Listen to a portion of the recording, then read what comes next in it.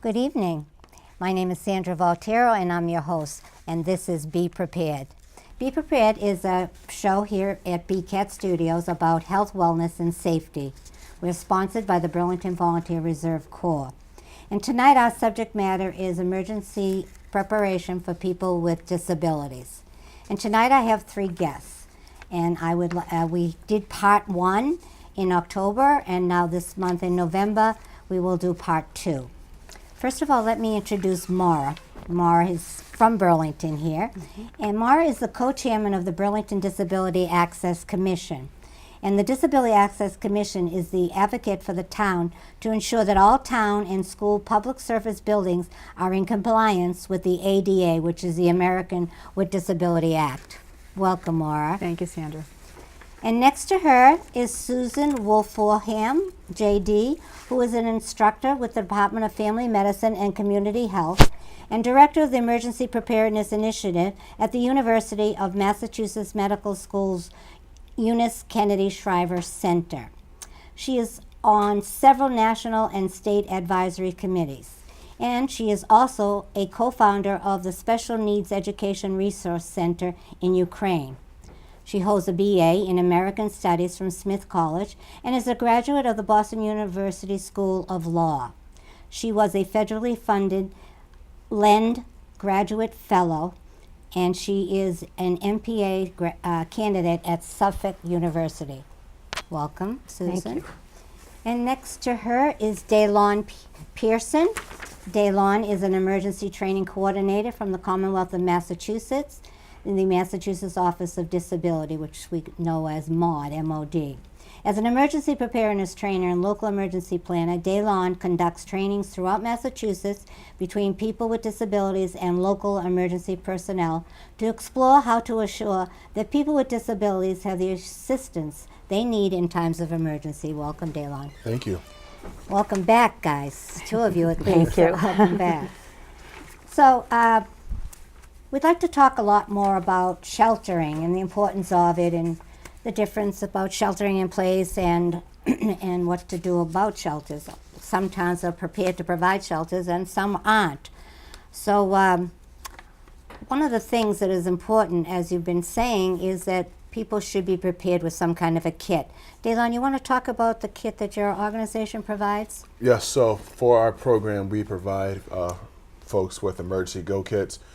These items in the kits are items that we thought were very important as an agency, but we always stress that you want to build your kit for you. Design this kit to meet your needs.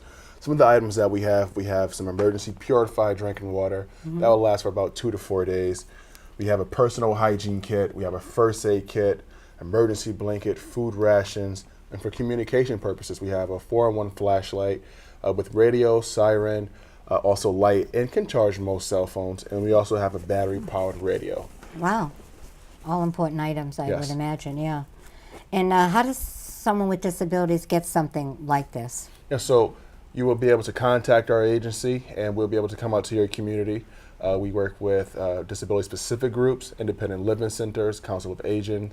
What we'll do is we'll set up a training. In fact, we have a training in Burlington that we are currently working on so that we can schedule a training by the end of this year or hopefully early next year. But it will be me presenting a lot of state resources as well as the emergency management team in Burlington to talk about the local resources. That's great. And if people is this going to be specifically for people with disabilities? Yes. And they'll be able to maybe get one Receive of your the kit, yes. kits? Oh, Yes. that's wonderful. That certainly saves a lot of heartache Yes. for people trying to prepare one, right? Yes. Absolutely. Well, that's great. Okay. Now, who do I connect with to learn more about emergency plans in the community that we live in? Who would be an access person? I would say it depends on the city or town, but you could call town hall or in a city, the mayor's office, and find out who the emergency planner or the public health preparedness planner is in your town and speak to them. In some towns, someone like the fire chief is also the emergency planner. Or emergency that's the way it is manager. in my town here in Burlington. Yes, it's the fire chief. His name is Stephen Yetman, and he'd love to hear from all of you. I better not say that he'll be getting hundreds of calls. We don't want that. They're so busy, the fire department. Okay, let's, now do people with disabilities commonly arrive at shelters with caregivers? So that's a big issue for cities and towns.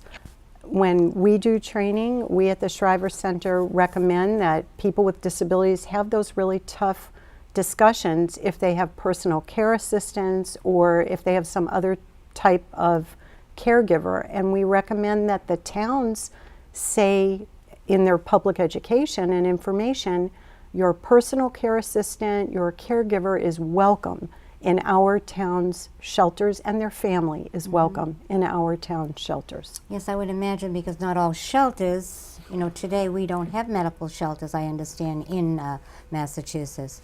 So who would take care of some of these needs? Well, that's up to the folks who run the shelter, but under the ADA, providing personal care assistance is a reasonable modification. So it's why I recommend to towns do a lot of outreach first, educate the folks with disabilities in your town, let them know that their caregivers are welcome. You can't make anyone bring a caregiver. And that will hopefully decrease the number of people who come and need that kind of care. Additionally, in some towns, the Medical Reserve Corps or the CERT volunteers get some training, or there are VNA nurses who might volunteer and they could do that. But remember, you may not have a huge number of people who need, say, the level of care my daughter needs, which is a 24/7 level of care. Okay, Maura, what questions would you need answered for yourself in your particular disability that you feel that you're concerned about in this town? My first and foremost concern has to do surrounding communication. For me, who is blind, and I have a cousin who is living in Burlington who is deaf. How would he and I know that there's an emergency statewide, and how would I know there's one townwide? What forms of communication would be available to me? So it depends on the individual city or town. So you would have to call your town hall and find out. I've worked with towns that use the website, that use reverse 911, which hopefully could work with TTY as well. Some towns have their own in-town radio station. Some towns will use social media. So that's how you would find out town-wise. At the state, maybe you know more about this than I do, but my memories are of the governor speaking and having sign language interpretation. Correct. And also there is supposed to be CapTel. CapTel, I didn't know the name, the text at the bottom of the screen, so that that kind of emergency communication can be accessible to everybody. Now, another question I have, if I may, what if the electricity goes out and they don't have access to a TV? Again, I would ask your town what their plan is, because it varies so widely by town. I know my town sends out reverse 911 before an incident, and so I would have to ask them what they plan to do during an event if the power goes out.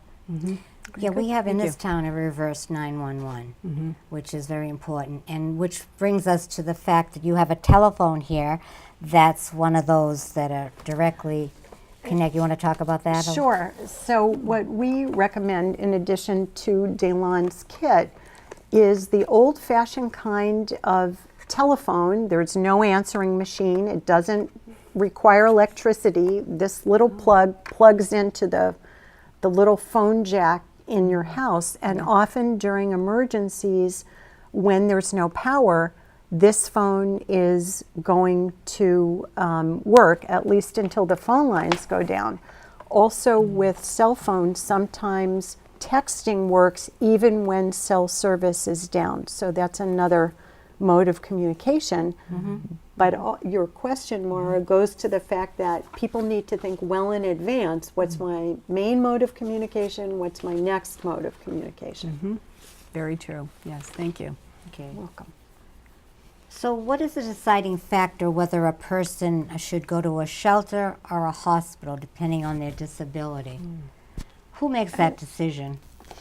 There isn't an easy answer to that question. What I can tell you is under the ADA, most folks with disabilities are expected to go to a general population shelter, and general population shelters need to be prepared to address needs that might arise. Someone who would need hospital care on a good day is an example of someone who's still going to need hospital care on a bad day.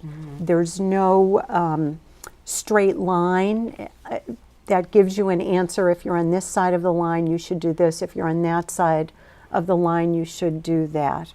And the law doesn't really direct who's the final decision maker, but the law is clear that shelters cannot turn someone away just because they have a disability.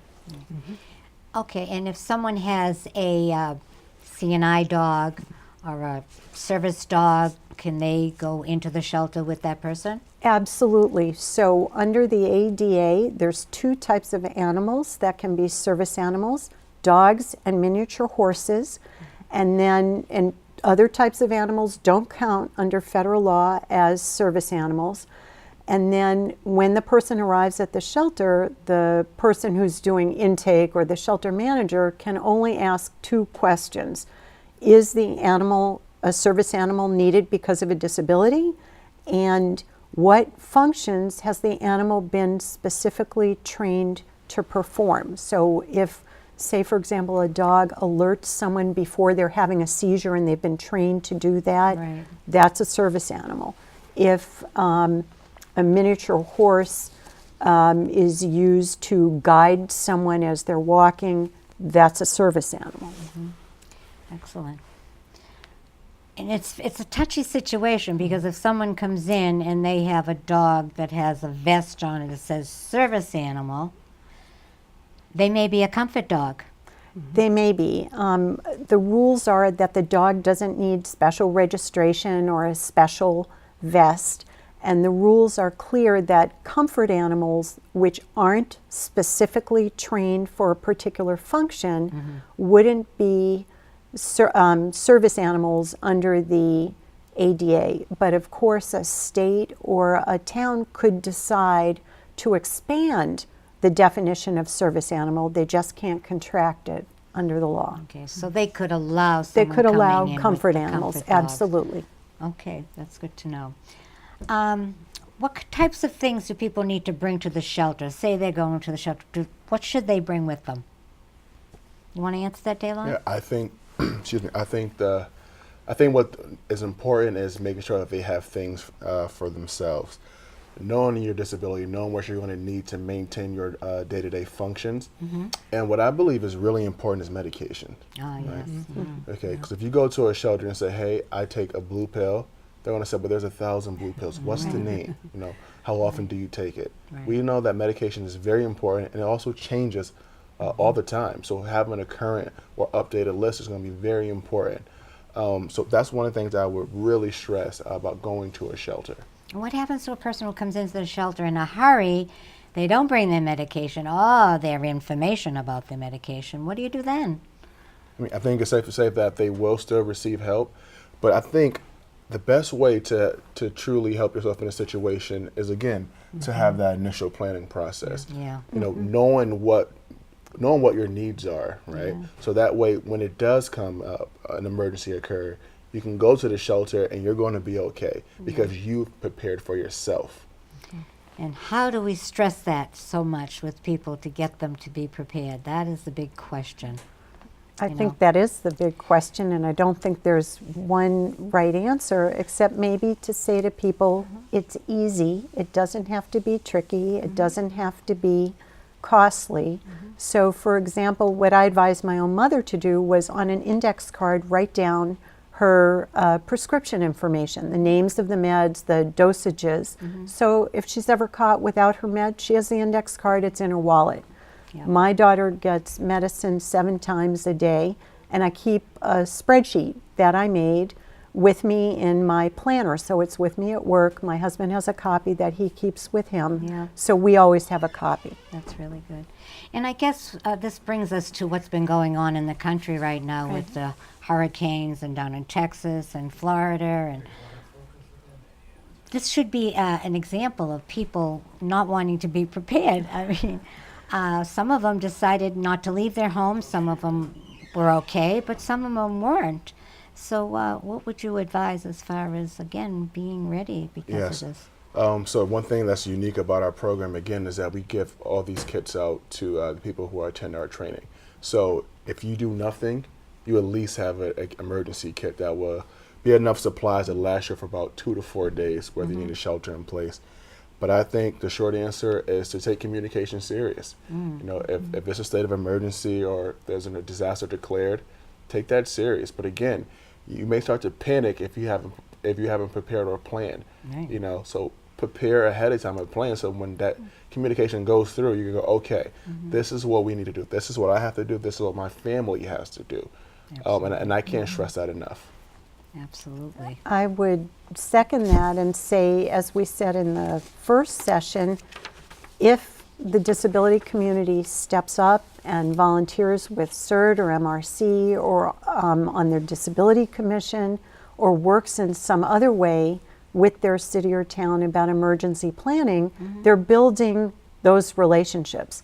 If the town makes outreach to disability organizations and has inclusive emergency planning, they're also making outreach. Can you ever get 100% of the people in a town to be totally prepared? I don't think that's realistic because that's not human nature. But there's a lot to be said for education and communication and thinking about this stuff in advance and letting people know it doesn't have to be a hard thing to do. Exactly. Maura, the Disability Commission, people that belong to that, are they aware that we don't know how many people in the town have disabilities?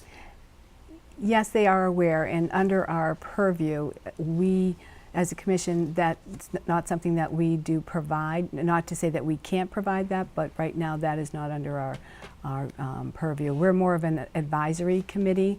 We're not an enforcement agency, so we just advise town departments about some accessibility issues. If, for example, there's a crosswalk, but there are no curb cuts, we'll say, we'll talk to John Sanchez, the Department of, the Director of the DPW, and he's very good to work with. We'll say, John, there's no crosswalk on Bedford Street by the cemetery. Would you mind, taking a look at that? And he will get right on it, which is great. So,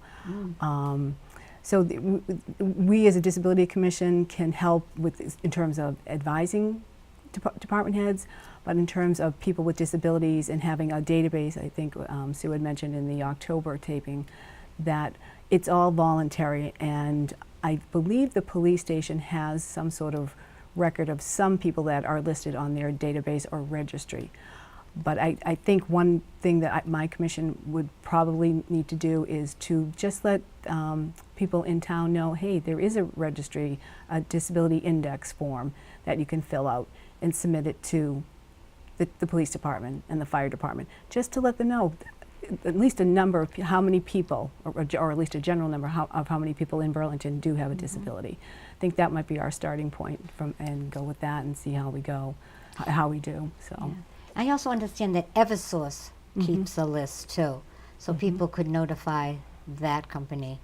I think so there, and Verizon, I believe, is another one that keeps a database too. Yeah.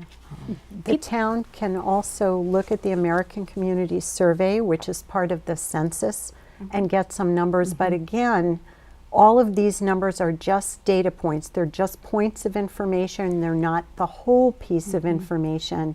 And I would really urge that the town get to know its special ed schools, get to know the disability services organizations, of course, work with the commission, and use those organizations, also the Council on Aging, as a two-way information conduit. The town can share educational material with these organizations to pass on to their clientele.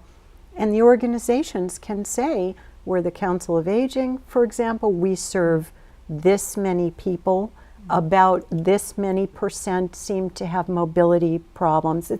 It's really just about gathering particular data points. If there's a registry, then whoever is in charge has to make sure it's current, has to make sure that they're keeping the information confidential, and yet have a way to share it when needed. And then there's a federal resource called the Empower Map that I spoke to your health department representative about, and that is a map that has information about Medicare recipients who are dependent on ventilators and similar types of power equipment.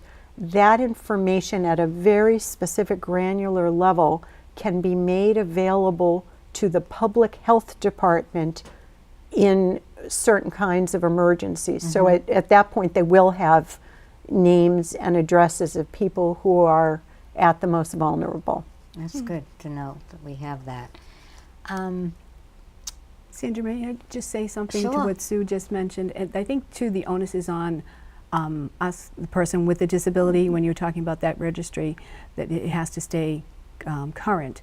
I think it's up to us as a person with a disability to call and let them, the police station or fire station or both, say, okay, this my address has changed, or my phone number has changed. So I think that is also on us. That's our responsibility as to be prepared and to also give that information, update that information too. So. Is there some expectation that people believe if they have a disability that someone is going to come and evacuate and help them, that is someone from the town?